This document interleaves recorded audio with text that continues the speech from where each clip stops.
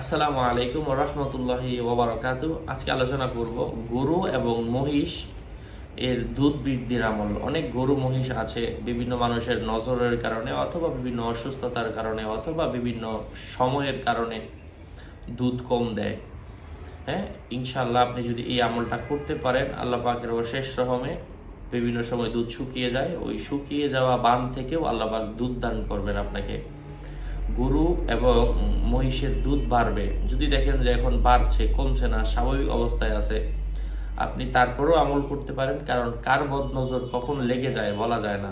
বদনজর এটা সত্য, এটা হাদিসের মধ্যে এসেছে। এটা করার নিয়ম হচ্ছে আপনি সূরাতু আল ফাতিহা 11 বার পাঠ করবেন এবং যে আয়াতটা বলবো এই আয়াতটা একবার লিখবেন মেশকা আম্বর জাফরান কালি দিয়ে। লেখার পরে এটা গরুর যেই আপনি মার দেন, ভাতের অতিরিক্ত মার অথবা যেই উৎকৃষ্টটা বের হয়, অথবা গরুকে যে পানি খাওয়ান লবণ দিয়ে পানি অথবা ভুসি, ওখানে এই আয়াতের কাগজটা ছেড়ে দেন। ছোট কাগজ তো অসুবিধা হবে না, লেখাও চলে যাবে, আর তখন চাইলে আপনি কাগজটা তুলে ফেলে দিতে পারেন। এভাবে আপনি যদি 3 দিন টানা করেন, আল্লাহ পাকের রহমে যদি তার বদনজর থাকে দূর হয়ে যাবে।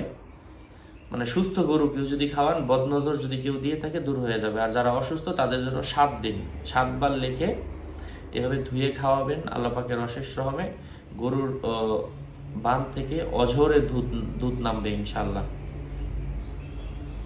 আর সূরা ফাতিহা তো প্রত্যেক দিনই পাঠ করবেন 11 বার করে, ওই খাওয়ানোর আগে আর কি।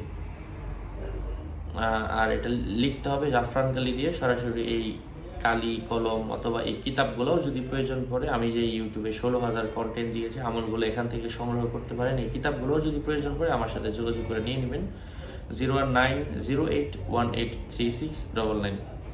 যাই হোক, আমি সেই আয়াতটা বলে দিচ্ছি। আউযু বিল্লাহি মিনাশ শাইতানির রাজিম, বিসমিল্লাহির রহমানির রহিম। ওয়া ইন্না লাকুম ফিল আনআমি লাইবরাহ নুসকিকুম মিম্মা ফি বুতুনিহি মিন বাইনি ফারসিন ওয়া দামিল লাবানান খালিসান সাইগাল লিশশারিবিন।